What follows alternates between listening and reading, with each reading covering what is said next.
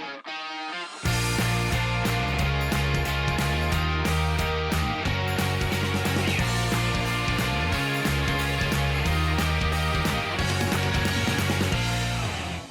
everybody, and welcome to episode number 17 of The Kickabout. And as always, Dan and Fran are with me.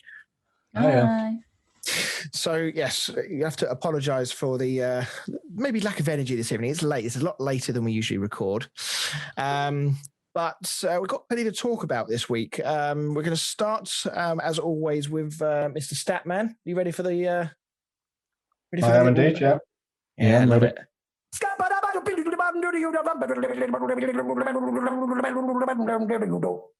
Down the stat, man. I mean, if that doesn't energize you, nothing will. I was literally about to say the word energized. Ready? Go for it, mate. So this one's a little bit trickier, and it's going to be more of a guess than a nailed on answer. But two of the past three occasions that a player has both scored and been sent off in a Premier League game have been Crystal Palace players. Christian Benteke was the most recent one, but who came before him? Okay. I felt like Chris was going to say an idea, and then you were like, I'll probably end up saying Benteke again. Get it completely wrong. You did that last time, didn't you? Giroud scored the most headed other goals. than Who was Benteke. second? I'll go with Benteke. Oh dear. Right. As always, we will find out the answer to that towards the end of the show. Before we get into the Premier League chat, wanted to take a moment. Some hot off the press news today was the permanent concussion substitute trials have finally been approved for the Premier League. This has obviously been quite a long time coming. It looks like they're coming in January now, and it follows the IFAB approval trials. They basically sort of said, yeah, we're going to go ahead and do this in the new year. The rule means that permanent substitutions can now be made if a player suffers a head injury, even if all of your subs have been used. And to avoid potential abuse of the rule, opposition teams will also be able to make a change at the same time.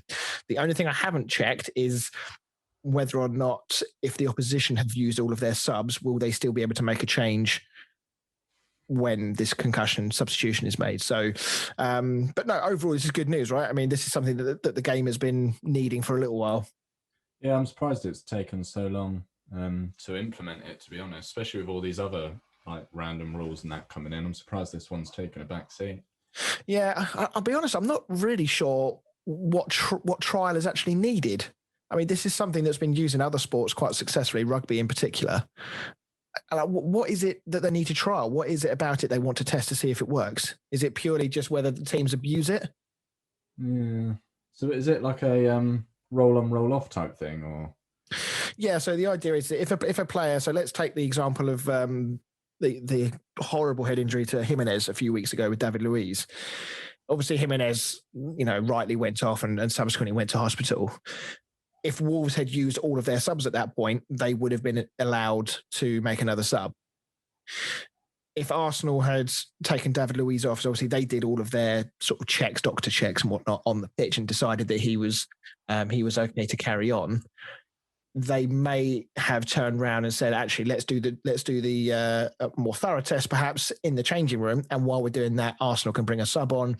If it turns out David Luiz is fine, he can come back on, and that sub that came on for him will then come back off again. Okay. Interesting.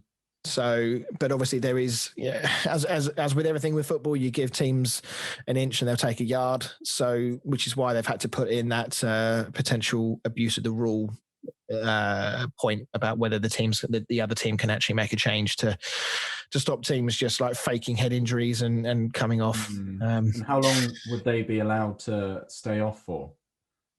I don't know. I mean, because in theory, you could, if you've already made sort of 2 or so subs, you could use that, and then you could bring them back on again. 50 minutes later when they're fresh again, and it's almost like a 4th sub. Yeah, I mean, I guess this is what the trial is for, is to see how teams use it. Do they try and gain advantages from it? I mean, you would hope that, bearing in mind the subject matter, especially with a lot of talk around football at the moment about dementia and the impact of heading a ball long term on a player's health, you would hope that people don't abuse this. But I mean, who knows? Who knows what's going to be the outcome of this? And meanwhile, for a third time, the 5 subs rule has been rejected by the stakeholders. But they can name 9 subs now, though, if they want to. Yeah. I mean, I'm not entirely sure why 9 subs instead of 7 is any more of an advantage to anybody. But yeah, I don't really understand that one. Because I think in Italy, you're actually allowed to name like 12 subs. 12? Yeah, I think when it's you like can 12 only substitutes. when you can only bring on 3. Yeah, What's the point? I have no idea. What's the point of upping it to 9? Yeah, to be fair, I think almost every other European league currently you can do 5 subs. I suspect Italy is one of them. So it would be 5 from however many. But if it's 12, before, that's before ridiculous. before COVID, when it was just 3 subs, you were still allowed to name like a full bench of 12. Oh, wow. Okay. I didn't know that. Yeah. Why the hell would you want that? I have no idea why. That's ridiculous. I just know it from managing in Italy on Football Manager. Oh, But well, imagine being called up for imagine just traveling all that. That's ridiculous. That is. Well, it's a day out, isn't it? That's so stupid. That even 7 is unnecessary. I mean, if you think about it, in the Premier League, obviously they're only allowed to name 25 players in their Premier League squad. So they're effectively taking their entire registered team if we allow 12 subs over it or 12 named substitutes over here. So that would be a bit stupid. But anyway, yeah, we'll keep a close eye on how these trials for the concussion subs go in the new year. Fingers crossed it won't take them long to work out whether they're working or not, and they can come in permanently, because it is definitely something the game needs. So, right, let's get on with the Premier League chat then. So we start with our first managerial casualty of the season. Man City against West Brom game happened before this happened. Were you guys quite as surprised about this as I was? Yeah, I think it was one of those where they'd already sacked him before the game, probably assuming that they were going to lose to Man City, and it just made it a little bit awkward that they drew. Can you imagine if they'd won? Why are you? Well, because that's probably their best result of the season, and then he gets the sack. Yeah, but I mean, it is only a draw. Well, yeah, but they've just been promoted, and Man City like a Premier League winning team. True, but I would have. But and it's away from home. Yeah, but it's it's a good few weeks into the league now, isn't it? And they've not been doing. Yeah, but they're only 2 points off from safety. Yeah, I just mean they've not been doing that well. I hate to work for you. You've got very high standards. Well, not really, because they've been doing real bad all season. So, I'm saying in my mind, I wouldn't be surprised they sacked him because they ain't done very well. You two are like the devil and the angel on each shoulder, representing 2 different opinions. No, I mean, to be fair, I take your point, Fran. I mean, they have had not a great start to the season. They've conceded the most goals in the league. So it's not like this result changes everything that's come before that, but they have improved recently. They have picked up some points. I mean, even the Crystal Palace game where they got beat 5-1, that doesn't tell the whole story of the game. They were 1-0 and very much in the game until the red card happened. And then obviously it just kind of fell apart. But obviously Allardyce has now come in. Do we think this is a good appointment? Well, I mean, if you look at the stats, then I would say yes. I think if he keeps them up again, then he deserves some sort of award. How many Premier League teams has he been at? All of them. Yeah. I think he's kept 5 out of relegation. Yeah, he's never been relegated. Yeah. Where was he last? He was at Everton. England? Yeah. England?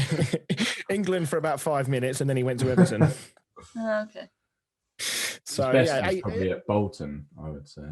Yeah, he probably dines out. Yeah, he probably dines out on that still, on the quiet, I suspect. But he's been given an 18-month contract. There's bonuses in place, supposedly, for keeping them up, and there's also a termination clause if they go down. Obviously, on the point, so he left Everton on the 16th of May 2018.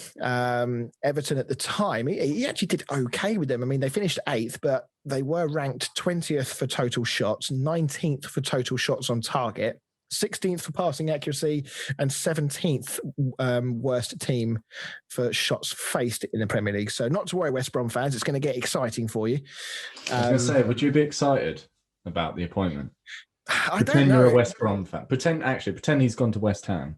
Pretend you're in West Brom's position.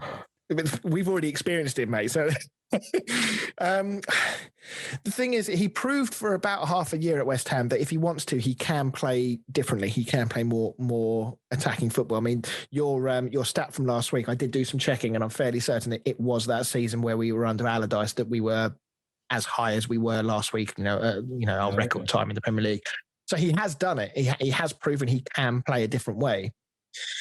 I suspect, though, West Brom fans are not going to be West Brom fans are not going to be expecting Allardyce to do that. If I was a West Brom fan, I suppose it kind of goes back to the chat we had the other week about, would you prefer to be a Premier League side facing relegation, or would you prefer to be a winning side in the Championship? Yeah, ultimately, West Brom are going to lose more games than they win. Unfortunately, that's just how it's going to be. Allardyce will undoubtedly get them organised. He's going to have to, because they need to stop them leaking so many goals. So, I guess if the board have got a plan going forward, then Sam Allardyce will steady the ship, and then they need to, spend the next 18 months trying to find someone that will take them to the next level. Yeah, I mean, obviously, Bilic has come in. He's not had any investment really in the team. Obviously, they did buy Dean Garner, but I'm fairly certain they didn't really buy anybody else of note earlier on in the season. So he has effectively had a championship squad to work with. It has showed at times as well. And despite the draw last night, if it wasn't for Sam Johnston in the West Brom goal, I mean, it could have been a cricket score. Yeah. So, I still think it's harsh. I mean, I don't know what owners expect when, the championship teams come up. Yeah, and there was a lot of talk that senior figures within the club were very much against sacking Bilic and thought that he deserved more time. Recent performances, in particular last night, shows that the players are still playing for Bilic. He obviously hasn't lost the dressing room. And given how close the league is, they're only 2 points off of safety. Could they have waited a bit longer? Probably. Were they worried that maybe another team would do it first and get Allardyce in? I don't know. But championship managers must not want to get promoted soon. It's getting their that job way, 6 months later. Yeah, and also, teams have proven in the past that even just coming in and throwing money at it isn't necessarily a recipe for success. I mean, Fulham have shown that. Villa very nearly showed that last year and got away with it on the last day. So yeah, we'll obviously have to wait and see how it plays out. But last night was 77% possession to Man City, 26 shots on goal to West Brom's 5. Only 7 on target. West Brom's 1. The only shot West Brom had on target was the one they scored, which, switching our attention now to Man City, is just yet more evidence of their shortcomings this season. Yeah, I mean, we've said it pretty much every week, haven't we, that they need a striker. Yeah, I had a discussion with someone about this. I believe it might have been Dan Goodall. He said, he actually posed the question, are we actually seeing evidence of the City team needing actually quite a lot of investment and a bit of a clear out? I mean, it sounds ridiculous when you look at their side and think of the money they've spent, but Aguero is aging. We've just said Jesus, we all collectively believe that he's not going to be up to the standards of replacing Aguero on his own. Fernandinho's aging. Rodri doesn't seem to be filling his boots right now. They haven't replaced David Silva. Gundogan is not good enough, in my opinion, to fill those shoes. Mahrez divides opinion and is a bit hit and miss. So actually, or are we just reading too much into this? Is it just a case of they're just playing bad, and when they start clicking again, all of this conversation goes away? I think it's just, I think they're just missing Aguero. I think, the amount of goals that he brought to the team, I think they're just missing that. They miss the confidence up front, that like front man, don't they?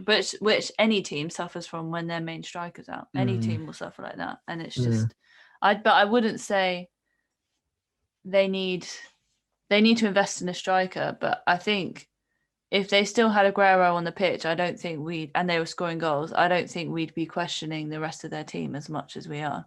Because they're still last season they were like a sublime team to watch. So I think it is just a lack of a striker and a lack of that confidence up front. I would compare it to the Vincent Kompany. Like, as soon as Vincent Kompany left and they didn't replace him, they were leaking goals left, right and centre. And now it's pretty much exactly the same. Although Aguero is still at the club, it's almost as if he's left. And now they're, it's like switched from the bottom half of the pitch to the top half of the pitch. And now they can't find goals.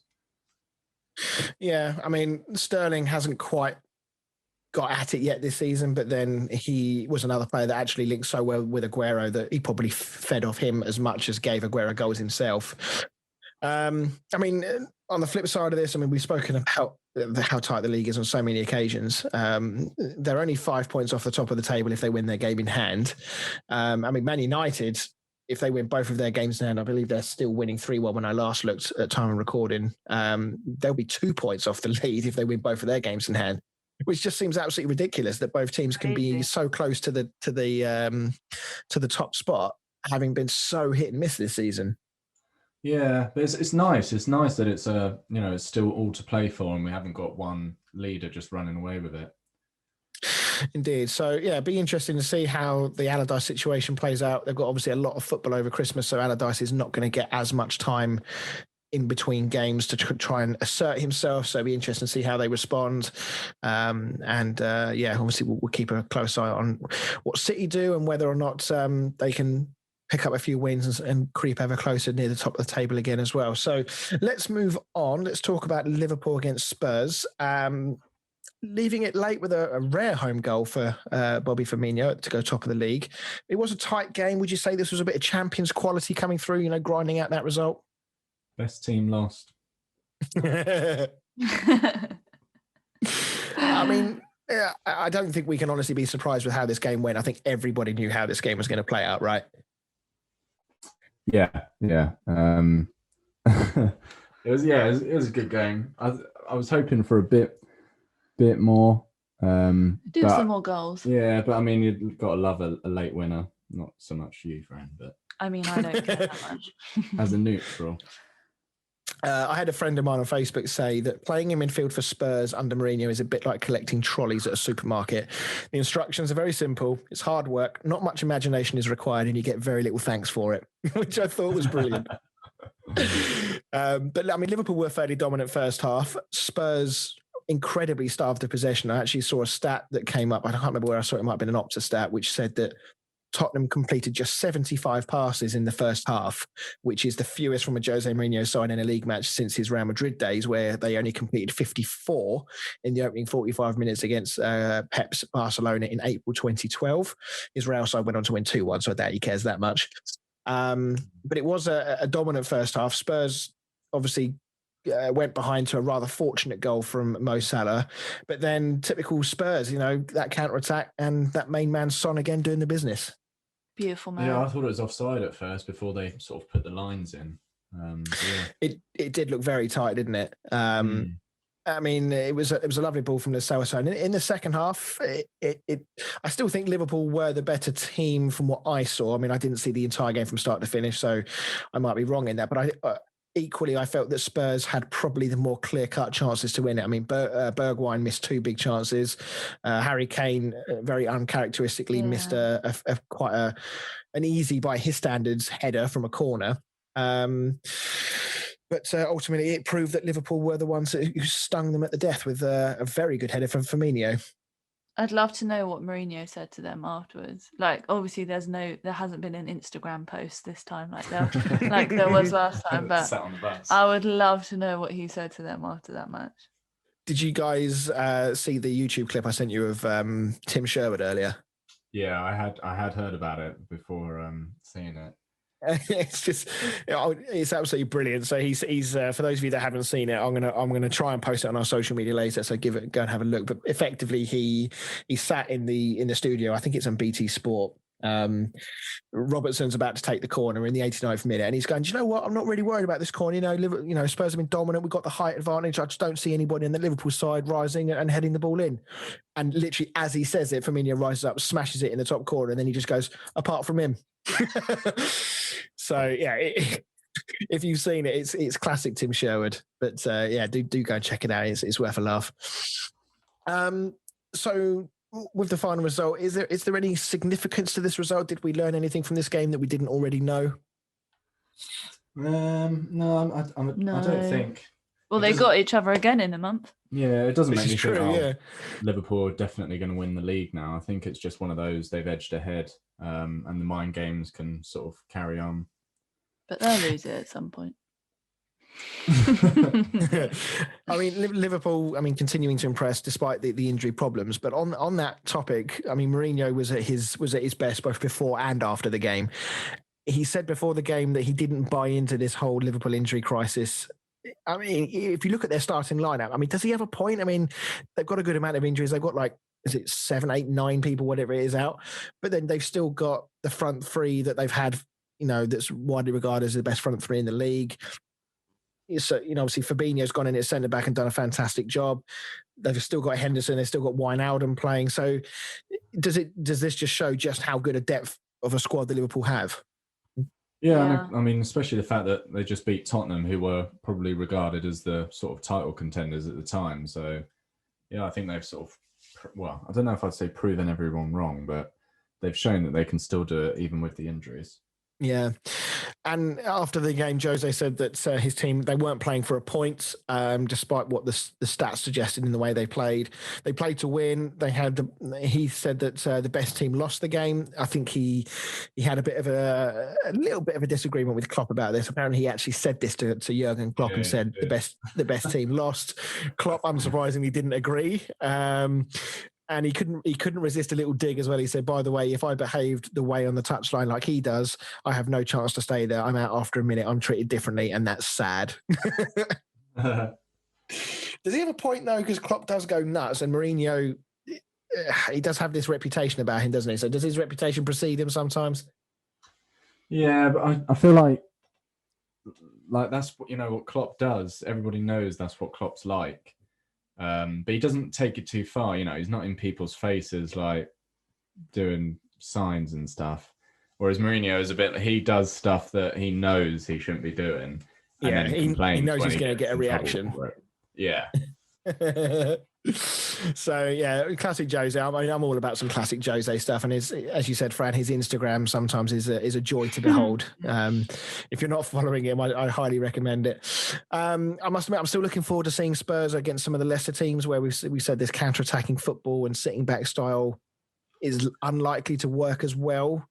They've got Leicester next, and Leicester will probably come at them a bit more. So it's unlikely that Leicester will want to sit back and effectively try and play them at the same game. So it'll be the teams, nearer the bottom of the league that it'll be interesting to see how Spurs do. Do they change it up? Does he change his mentality slightly? Or does he try and catch Fulham on the break? Yeah, because he's going to have to start resting the likes of Son and Kane and stuff like that soon, isn't he, Mourinho?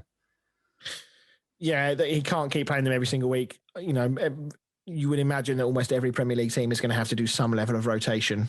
Even David Moyes, who has barely rotated his team since about the second week of the season, there's no chance he's not going to rotate some of that team across Christmas. I'll be amazed if he does. So, right. And on that note, we're going to head for a quick break. When we come back, we'll do some more Premier League chats. We're going to go through our team of the midweek. And we're also going to talk about how we got on with our predictions. So we'll see you in a minute.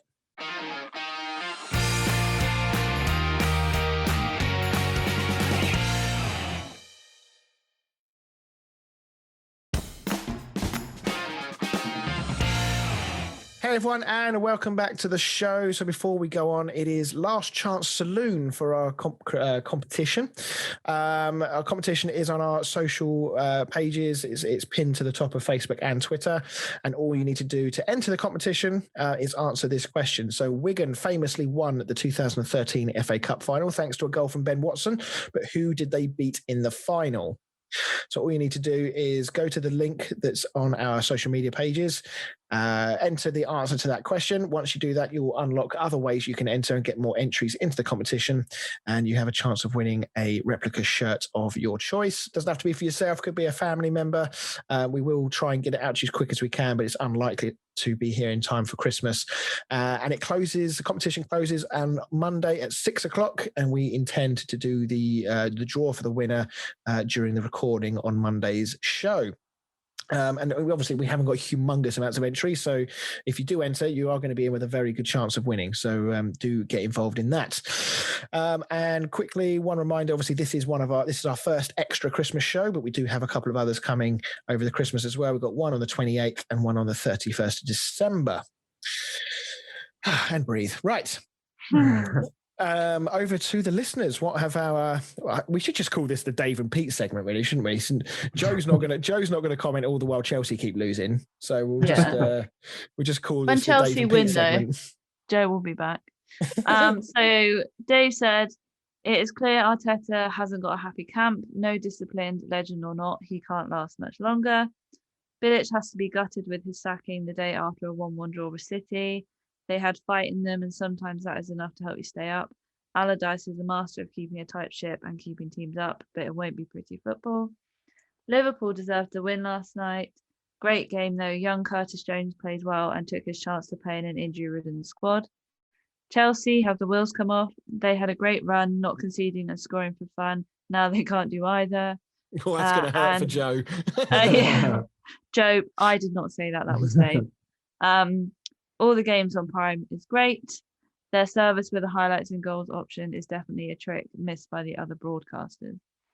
Yeah, I should mention I've checked our email inbox. I've not had an email from Amazon asking to sponsor us, which is a real shame. Oh God, come on, Amazon. Arteta. Well, I know we're coming to that game shortly, but Arteta can't last much longer. You would think not. As you say, we are going to talk about it later, but it does seem at the moment a case of when, not if, for me. I think it's similar to the Ollie Solskjaer type thing. I think they just buy themselves some more time, just the fact they are like club legends. Yeah, I mean, the difference is, though, is that if United win their 2 games in hand, which there's every chance they can do, even, while they're not playing particularly well, they go 2 points off the lead. Arsenal are currently sat in 15th place in the Premier League. Yeah, I mean, I don't mean so much right now for United, but, like last season, we were sort of down there almost fighting relegation in the same place Arsenal were, and then we managed to climb our way back up when we got Bruno. Yeah, no, that is true. I mean, Arsenal are currently 14 points off of Liverpool with the same number of games played. So they are quite a long way behind. So it's going to be interesting. But if Arteta does want to keep that job, he has got a very big uphill task on his hands. We have kind of covered this, but obviously Bilic getting sacked. But Allardyce is a master of keeping a tight ship and keeping teams up. But it won't be pretty football. Do we agree? Yeah, I think that's a fairly unanimous agreement on that. Yeah. Liverpool deserved the win last night. Thoughts? Yeah, I think they did. Overall, I mean, especially if you look at the stats, and I'm a man for the stat. Yeah, I mean, stats mean nothing, but yeah. Yeah, I think I agree. I think they probably deserve to win. But I think that despite that, Spurs had the best chances. It could have gone either way. I would agree. I think it'll be interesting to watch them in like 3 weeks' time when they've got each other again at Tottenham. But unfortunately, Liverpool have fans. Tottenham do not have fans. What, in general, you mean? Like a good player. Yeah, in general. Chelsea have the wheels come off. I think that's a bit rash, isn't it? Like they've lost 2 matches or drew or whatever. Yeah, I think they drew last week. I think. I'll tell you what it is because I've put Mendy and Reece James in my fantasy team. Yeah, and it's only like 2 games out of a million. Like Chelsea are still smashing it. They're still a really good team. They just had a couple of off weeks. I'd like to think this was a little bit of a tongue-in-cheek comment to see if Joe Morton would nibble on the. I know. Joe, I'm doing the reaction for you, hon. I know, but in my opinion, I think it's way too soon. Yeah, and it's not like they've played bad in either of their 2 games. With the Everton game, they did everything but score. And they just got with was it a penalty? It was, wasn't it, that they. Because Mendy absolutely clattered Calvert-Lewin, didn't he? So they've lost the game to a penalty, and then the game against Wolves, they were the better team up until they got the goal. They didn't kick on and just got done by 2 good goals from Wolves. So yeah, definitely nowhere near panic stations yet. Yeah, and moving on to Pete's comment, Lampard's post. Missed a bit at the bottom. It was about Prime. Yeah. Oh, we not? Did we do that? Did we? Well, we can go into that. What do we think about Prime? I think Amazon is great. I would. Can you imagine if we got an email from them? How freaking awesome would that be? I'll be honest. I didn't watch that many games on Amazon this week. I was out on Wednesday night, so I didn't get the opportunity to watch many then. I saw most of the Wolves Chelsea game, but I'll be honest, I didn't dabble into the options available to people watching. But I do know from watching last year that their broadcast was very good. So it would be nice if the highlights option and the goals option is a thing. It would be nice to see a bit more innovation, I guess, coming from some people like Sky Sports who just kind of they've got the 4K, they've got the good overall broadcast, but it'd be nice to see some new features on the shows. Yep. Yeah, we didn't watch any on Prime, so I can't really comment. Right, Pete, are you happy for me to move on? If you Lampard's post-match comments on his team were quite ... honest. I liked that. City still struggling to click. May possibly open the question: is Pep's job at risk? I won't talk about Village as we've spoken earlier in the week about it, and we've obviously spoken about it already. In terms of Arsenal, Arteta has to go come the new year. Fans, players, and club in turmoil. This isn't what we expect to see from a top 6 side. Remember a few years back when Jose was in charge of Chelsea at the bottom of the table. It's not acceptable. Big Sam is a good option. He has a great CV of keeping teams up, but is West Brom salvageable? Southampton, all right, fair play, lads, but just fuck off now, all right? I can literally imagine him typing that. Liverpool beating Spurs and looking at the starting 11 with 9 players out. Their squad depth is still filthy. They deserve to be top.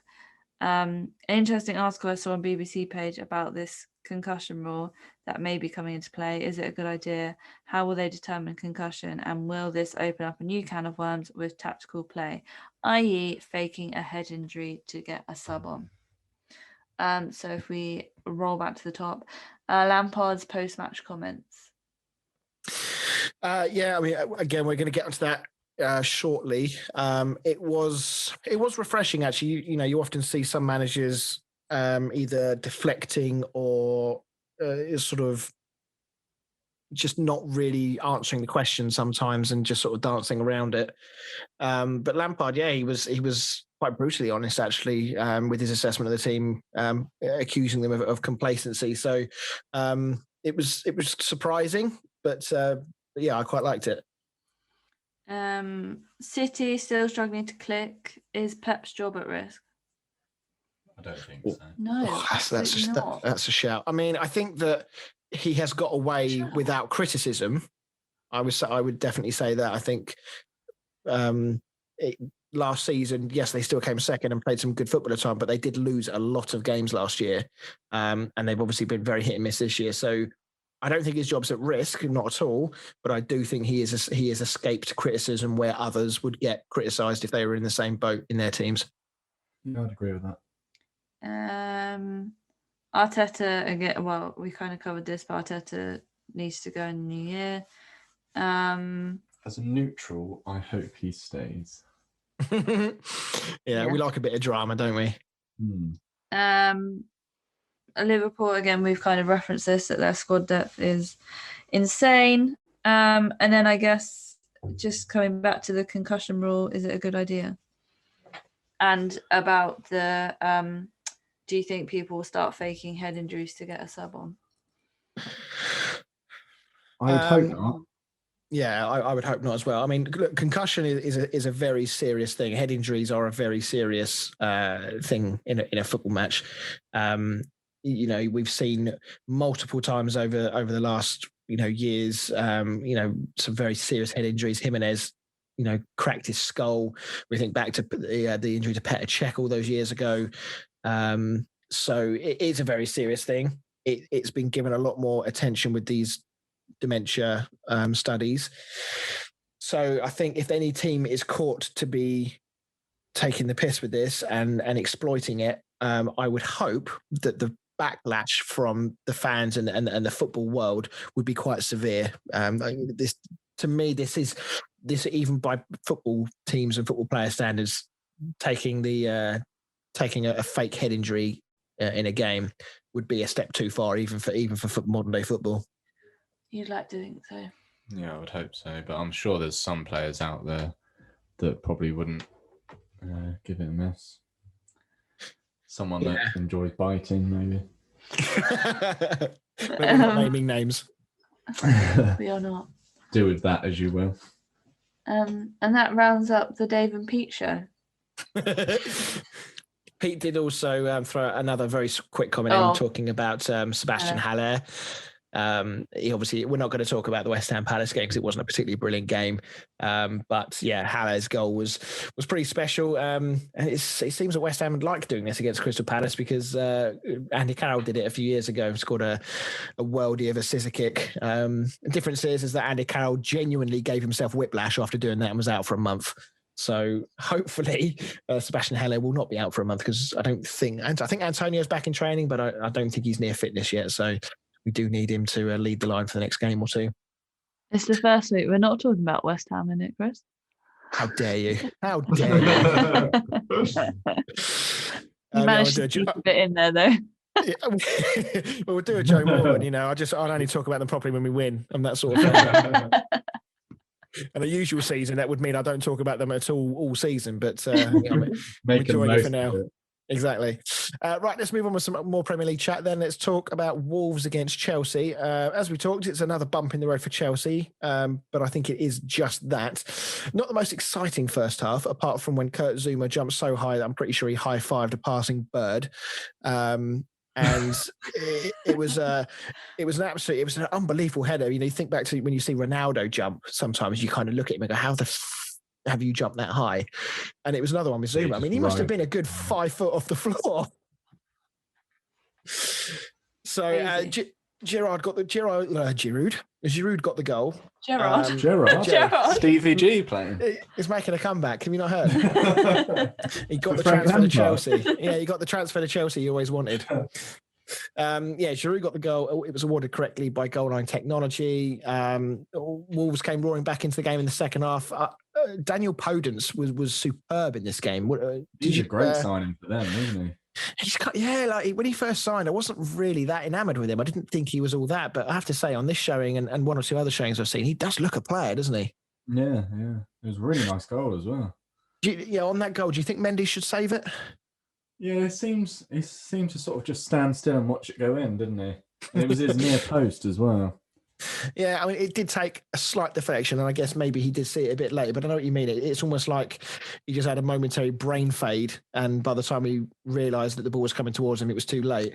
But I think it's always easy when you're watching it to say, oh, I would have saved that. But I'm sure if you were in that situation, you get wrong-footed. Yeah, that's very true. And in the situation where Podence was, as a goalkeeper, you're probably expecting him to go try and bend it in the far corner rather than go for the near post. And then Neto with the winner at the end with quite a nice finish after a breakaway. So switching our attention to Lampard and what he said after the game, he was quite abrupt with his comments about Chelsea's performance. He suggested that the players have been on a good run. He felt like perhaps they knew they were on a good run, indicating that they'd become complacent and this was a bit of a reality check. Do you think he's right?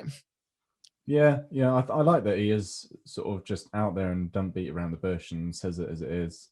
I guess that's probably a bit of Mourinho in him there. Yeah, I mean, Mourinho, obviously, he has the tendency to try and deflect and just make a load of bullshit up, frankly, sometimes. But one thing out the players, though. He doesn't hide back about outing his players. No, that's true. I mean, Lampard didn't call out anyone in specifics in the way that Mourinho has done in the past, with his treatment of Luke Shaw, for example. Yeah, Pepper. I'll be honest. I mean, it must have taken every bone in his body, every fibre within him to not come out and say, "Yeah, Kepa is shit. I know he is. We're trying to find a new goalie. We're trying to sort it, but we're going to have to deal with it for now." No, he just sort of said that actually, this is a reality check. As we said before, Chelsea are very much still in the thick of the top end of the table, so this is not a big deal for them. So if Chelsea are able to get another win or two on the bounce and put a few wins together after this, then all of a sudden we forget about this and we're back to talking about how good Chelsea are. Yeah. So for Wolves, their inconsistent form continues, but obviously a very good performance. Should they be doing better in this league than their current position shows? It's a tough one because for me, you kind of got to remember that obviously they came up from the Championship and they've been playing way above their expectation. It's a bit like Leicester when they won the Premier League, and then it was sort of like, where do you what should you expect them to be doing? But I think with the players they've got, they probably should be doing a lot better than they are. Yeah. I mean, obviously, we talked about Daniel Podence. Neto was also very likely, despite the fact that there was a penalty that was overturned. For the life of me, I can't work out why Neto was so surprised and shocked when it was overturned, because it was definitely not a penalty. But one player who is struggling a bit for Wolves is Adama Traore. Last season, he was obviously red hot last season, caused defenses so many problems. He got 9 assists and 4 goals in 37 games last season. This season, I think in a Wolves team, I'd say that's pretty good. Oh, okay. Oh, fucking! Now he's got the high 4 standards. goals for a winger is red hot. Well, I mean, those 37 appearances, there was an awful lot of those that were off the bench. But even so, when you compare it to this season's form, 13 games, no goals or assists. Yeah. He was linked to some very big teams, and so I mean, there was rumours that City were sniffing around him. Has he got the ability to be that top player in a top team, or do we think that teams have worked him out? He doesn't have the end product. That's the problem. He's big and he's quick and he's strong, but that's about it. I mean, when he gets to that byline or in front of goal, he just doesn't have the end product.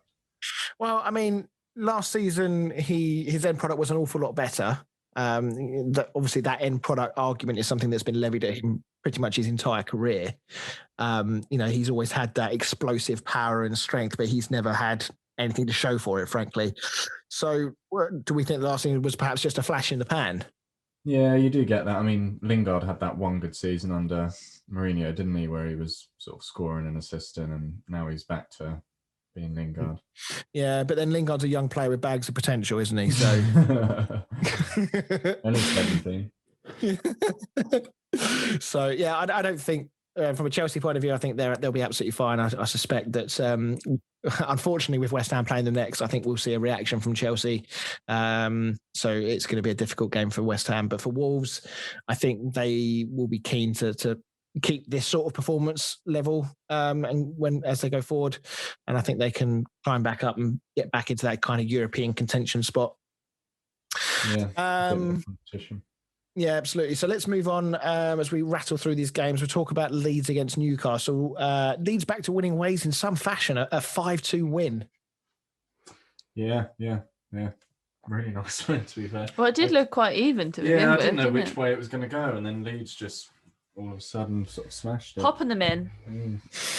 Was the result flattering to Leeds, do we think? I mean, it was 3-2 about 84 minutes. Newcastle went ahead, then drew level to get it back to 2-2. Obviously, the latter 2 goals coming from counter-attack. So was this just a case of one of those ones where Newcastle were pushing forward, trying to find that equaliser and just got caught out? Yeah. I think Leeds probably deserved it overall, but I really could have. It wouldn't have surprised me if it had gone the other way. Newcastle had won it. I think it was was it the fourth? One of the goals. I think it was like the fourth one. There was just like no one from Newcastle up there. Like there was like 4 Leeds players around the box. There was no one from Newcastle there. Yeah, I think it was the fourth one when. I can't remember who it was who put the ball in the net in the end, but it was like the 2 Newcastle defenders were stood there, and it's almost like you could hear them saying, "Just fucking score, just like pass it to one of your 15 teammates that are here, just put it in the net and just get on with it." But the pick of the bunch from the goals, there were some good goals. The second goal for Leeds was really nice. The cross from Harrison and the header from Rodrigo. The goal of the game was probably the last one. Another counter attack, but what a strike from Jack Harrison! Yeah. Well, I mean, all of them were quite good goals, but yeah, that one especially. Yeah, I think that if I had to sort of sum this game up, I would say this was a culmination of everything that we've enjoyed from Leeds this season. They've produced some really good performances, of course, and maybe not got the results sometimes that their performances have deserved. But this was an example of what Leeds can do when it kind of clicks and they do find the back of the net. They're fun to watch. I've said it before, but I do enjoy watching Leeds. So they just go for it, You wouldn't know that they'd just come up. You'd think that they'd been playing in the Premier League for sort of 5-6 seasons now. Yeah, there was a BBC stat that showed the teams who've had the most shots in a game this season, and Leeds appear 3 times in the top 5 or top 5 or 6, which again is very impressive, and it's a testament to why everyone enjoys watching them, as you say. So, but it could have been different. I don't know how much of the game you saw.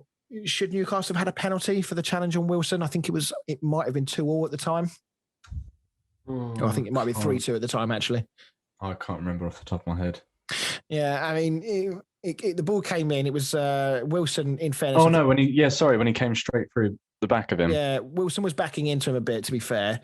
But I think anywhere else on the pitch, I say that's a free kick. So I am surprised. I thought it was a penalty. I was surprised that, because it went to VAR as well, didn't it? And they said no. I was surprised it wasn't given. Yeah, they sort of fell down together, didn't they? I didn't feel like the player really came through the back of him, in like a hard challenge. But I think where Wilson was leaning back, the player has attempted to make the challenge. Obviously, he hasn't got the ball. So look, I was amazed that wasn't given, I have to say. I thought it was disgusting. As far as Newcastle goes, I don't really know what to make of them at times. We've praised them at times this season. We do rate Callum Wilson quite highly. Sometimes they shine. Sometimes sometimes you just get this feeling that 14th, which is where they currently are, is about right for them. Would you say? Yeah, I think so. I think that's probably what, just because it's hard when you've got an owner that's desperately trying to sell the club as well. And he has been for the last 5 years. Yeah, obviously he doesn't really want to invest in too much money into it. It must be so tough. Yeah, I mean, would you say they've got anything like a squad or the manager, for that fact, to push for a top 10, or do you think that this 14th, 13th is where they'll probably end up come the end of the season? Yeah, no, I don't think they've got a chance of finishing in the top 10, to be honest. Yeah, but no, it'd be interesting to see how Leeds can they continue this and push a bit further up the league after their inconsistent form recently. And let's talk about Arsenal Southampton finally. A huge moment for Arteta in this game. A 1-1 draw and finally a goal for Aubameyang. But does that kind of tell you all you need to know about Arteta's troubles this season, that a 1-1 draw with Southampton is seen as a decent result? Yeah, because I think all of us thought... Is that seen as a decent result, though? Because it's not. Well, I think on a run of form, you've probably got to say that it is, because Southampton are in good form at the moment and Arsenal are in awful form. Yeah, but it's Arsenal. That's not a good result. No, this is what I mean. I mean, it's a 1-1 draw at home for a team like Arsenal with the players that they have. They shouldn't be drawing to Southampton, regardless of how well Southampton are doing. This is a game that Arsenal should be winning if they want to be back in that kind of top 6 team, potentially pushing for top 4, which obviously they are a million miles away at right now. Yeah. So they remain 15th. Arteta has been a name that has been on the tip of everyone's lips for the last couple of weeks with the form they've been in. Do we think that if we think to the new year, I mean, we've got like 4 or 5 games between now and the new year. Do we think that he's still going to be there? Does he need to win all of them, basically? Yeah, I don't know who they're playing, but I think if he's still sort of sat in 15th, come sort of halfway through the season, I think he'd probably have to go. Yeah. I mean, watching the game, there was a little bit of analysis done on the highlights that I saw. And Arsenal were just so deep. It was like...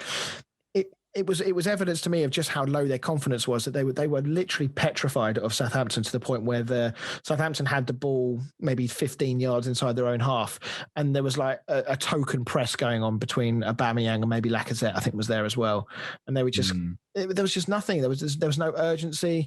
And Southampton very much deserved the lead when they got it with a lovely goal from Theo Walcott.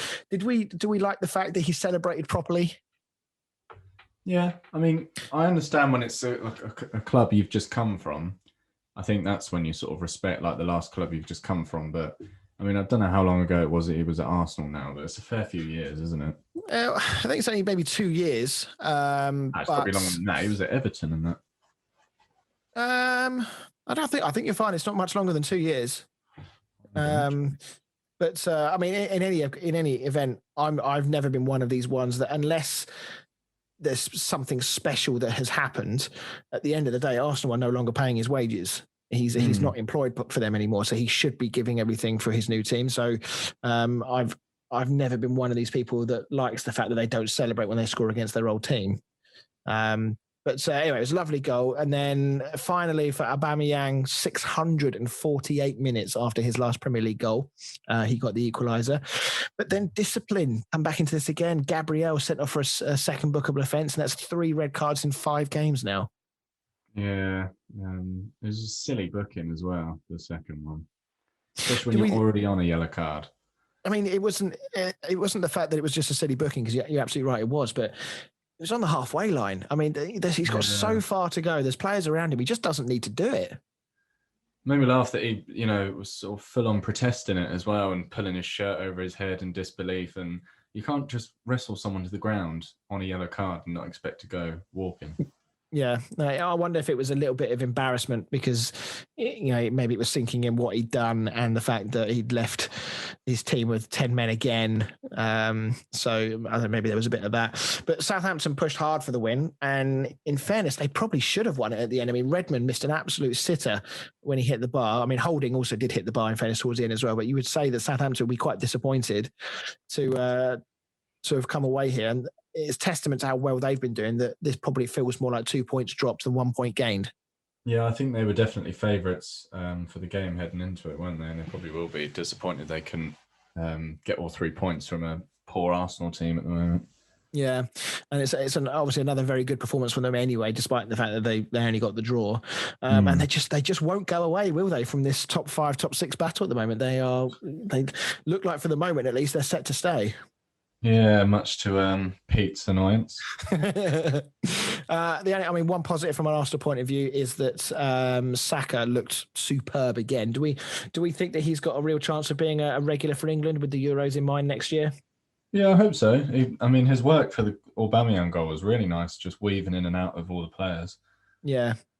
Yeah, it was really good. I am keen to see, obviously, I know he's playing out of position, I think, for Arsenal, because I think by trade he's a left back. But, with performances like this, he looks very versatile and looks like he can do a job further up the pitch. I highly doubt he'll play further up the pitch for England, with the players that England have in that position. And obviously left back with the, people like Chilwell fighting for that position. He's got a job on to get that as well. But left back is an area that England have been pretty weak on in the last few years. So it's good to have a couple of options there for a change. Yeah. Sorry, go on. No, go on. I was agreeing. Okay. Right. That pretty much rounds up our Premier League chat for these midweek games. So what we're going to do now, we're going to move on to what should we do first? Should we do your stat man first, Dan? Should we do that? Yep, can if you like.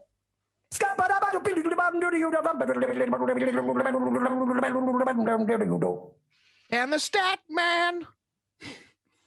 I'm still really pleased with myself for that. One take as well. So 2 of the past 3 occasions that a player has both scored and been sent off in a Premier League game have been Crystal Palace players. Benteke was the most recent one, but who came before him? Benteke. It could be, yeah, but it's not. He's barely scored for Crystal Palace, so there's not many opportunities for him to have done it anyway. It's difficult to say how far back we go here. Not very far. Not very far. Okay. Very far. I've got two names in my head. One is Mihailovic, however you pronounce it, the midfielder, and the other one is Scott Dan. Okay, they are both incorrect. Excellent. The answer is Wilfred Zaha against Southampton in January 2019. I wouldn't have expected that. To be honest, I don't really associate Zaha with ever getting red cards. He seems like the sort of player that just gets fouled rather than does the fouling. Cool. All right. Right. Let's get into our. We'll do the team of the week. We'll do the Premier League predictions last, since we haven't got the game show this week. We'll reserve that for our usual Monday slot. So, team of the week. So we talked about this as to whether we wanted to do it, but since there was a completely full round of fixtures, we felt like it was something we wanted to do. So, Dan, why don't you run us through? You go first this time. I went first last time, so I'll let you go. Okay. So in goal, I've got for Johnson from West Brom. I thought that was a fairly easy decision this time with the number of saves that he made and what that result meant for West Brom. Obviously, it had a slightly damning effect that the Bilic then got sacked later, but he was vital to get that point. Defensively, I've gone for a back four. I've gone for Robertson at left back. I thought he was very good for Liverpool. Vladimir Coufal, I think that's how you pronounce it, for West Ham. He's been superb all season long. We bought him for about like 3 million or something. It was a bargain price, and he's been brilliant. And he was very good again on last night on Wednesday night. And then my centre-back pairing, I went for Michael Keane from Everton. I thought, again, he's had another good game. He's had a couple of good games recently. I actually went for Fabinho from Liverpool. I thought he was very good. Midfield, I went for a Leeds pairing. I went for Jack Harrison and Rafinha. I thought Rafinha was just freaking everywhere, frankly, in that game. I thought he was very good. Doucouré for Everton, very underrated signing, I think, from Watford in the summer. I think he's a big player for Everton. He's a powerhouse. Perhaps doesn't get the recognition he deserves sometimes for the work that he does, but I think he had a great game. Declan Rice, I put him in there again. I thought he was brilliant again. And then up front, I've gone for Firmino and Son. Couldn't resist putting West Ham players in, could you? Well, I mean, despite the fact that it wasn't a brilliant performance, those two stood head and shoulders above anybody, almost on the pitch, frankly. But yes, no, you're right. I couldn't resist. It's just, it's nice to have players from the team that you support that are eligible for a team of the week that, they put those sorts of performances in. Make the most of it, mate. Yeah. How many Man United players have you had in your team of the week so far this year? Not many. I don't know if I've put any in, actually. I don't think you have. I'll look back in the last two that we've done, but I don't think you have. Yeah, I think you've put more United players in your team of the week than I have in mine. Have I put any in? I don't think I've put any in either, have I? Yeah, you put Bruno and Rashford in the first week we did it. That's right, yeah. When we beat you, I think it was. I'm not nibbling to that one. Right, so I've also gone for Johnson in goal. Done really well against Man City, and like we both said, if it hadn't been for him, they could have probably had a hide-in, to be honest. Yeah. My defence, I've gone for Holgate. He got an assist and was really good for Everton. I think he's quite underrated as well. You don't really hear a lot about Holgate. Does he play that often? Because isn't that Seamus Coleman? It's mainly Seamus Coleman that plays, but I think he'll be a good replacement for Coleman because he's getting towards the end of his career now. Or at least at Everton he is anyway. He might move to another club. Maybe. And he's quite injury prone as well, Seamus Coleman. Yeah. My centre-backs, I've gone for, I don't know how to pronounce it, Ajayi?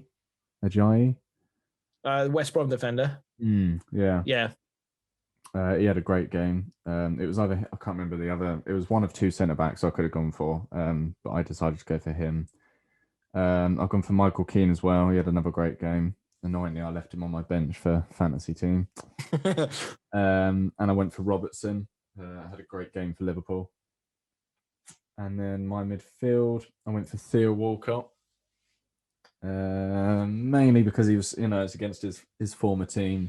And I think he showed up and he really wanted that game. He really wanted the 3 points.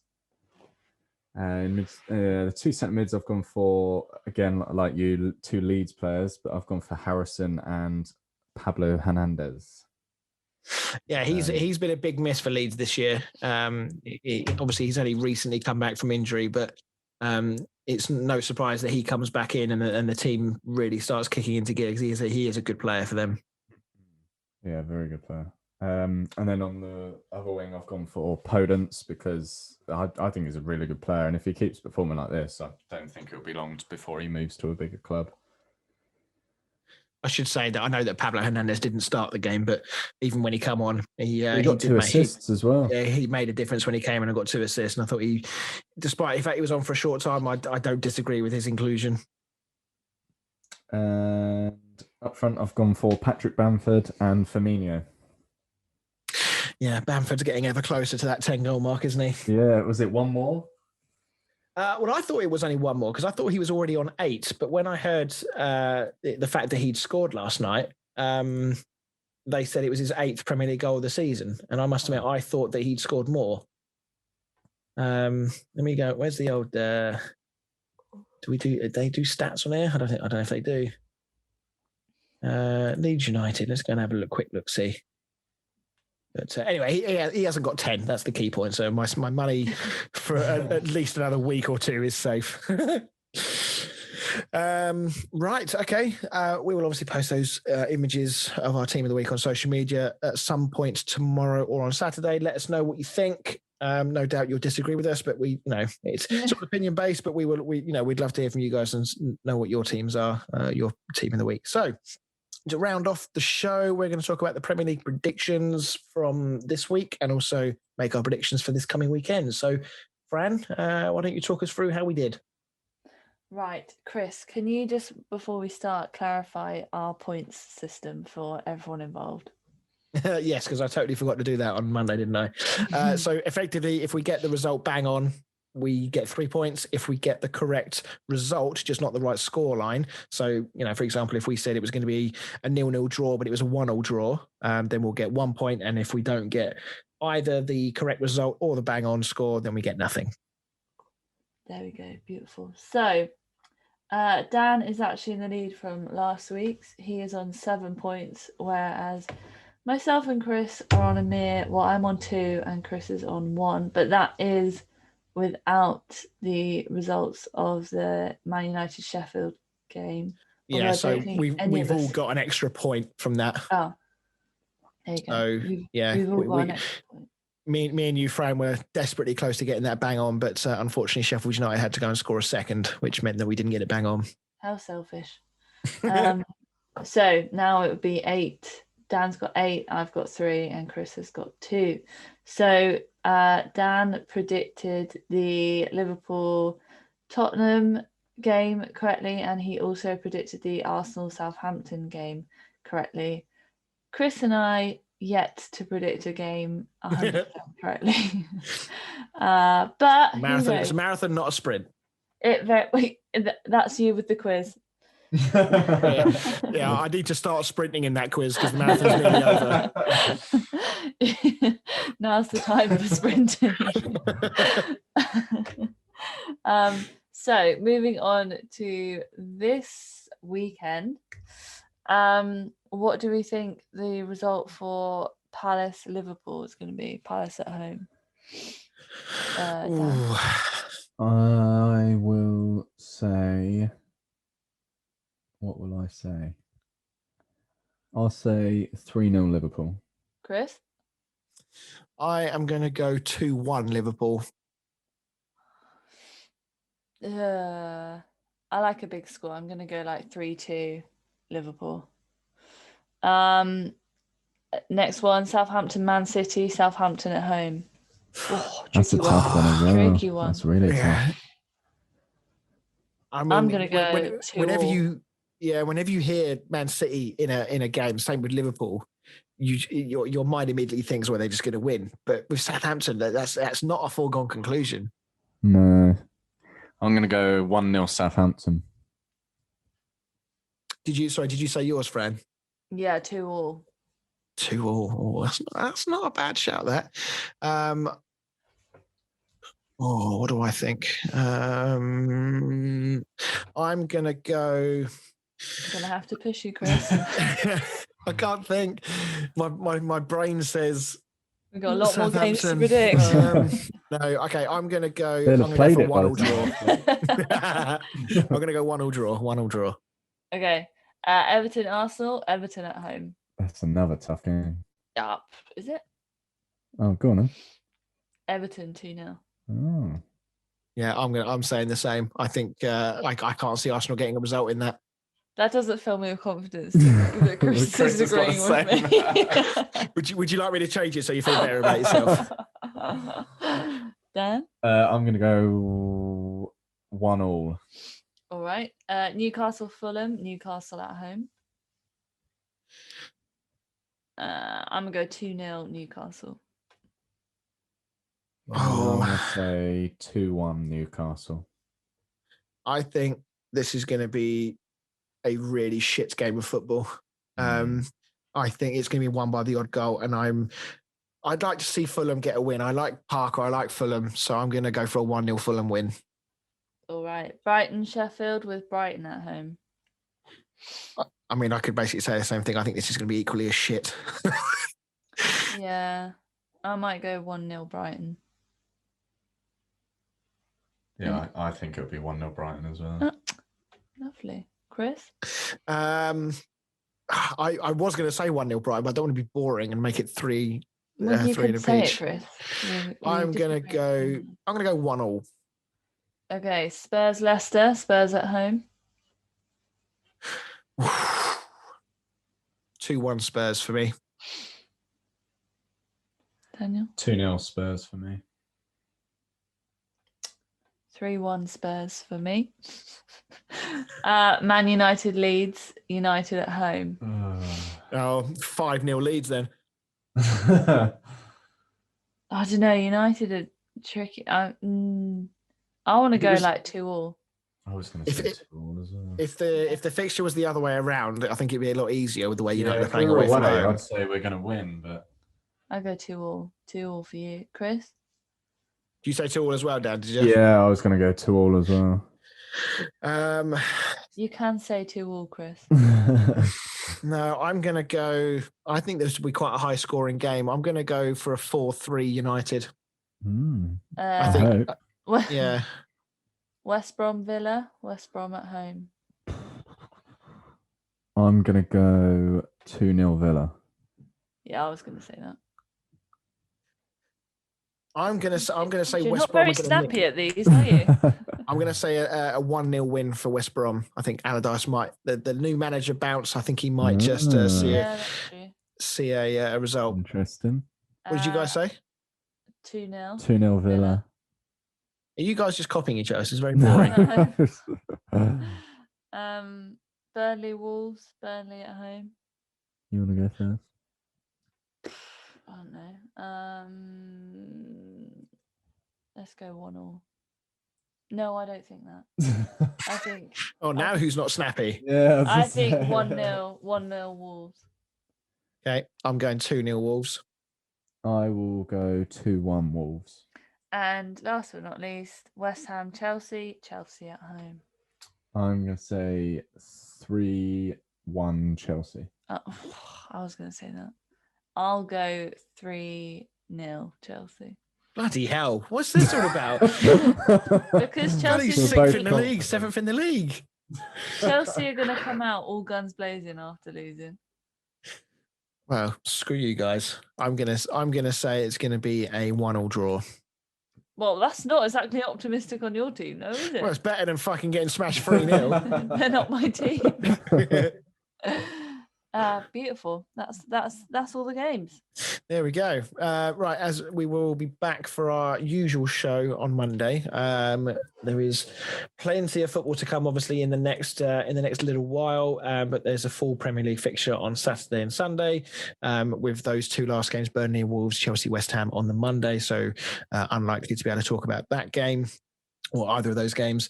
So yeah, as always, thank you very much for listening. Don't forget to get in touch with us if you want to, and also share us around social media if you can. Help us build up a nice big following so we can do lots of exciting features and quizzes and whatnot into next year. So yeah, thank you very much, everybody, and we will speak to you all again next week. Bye. Bye.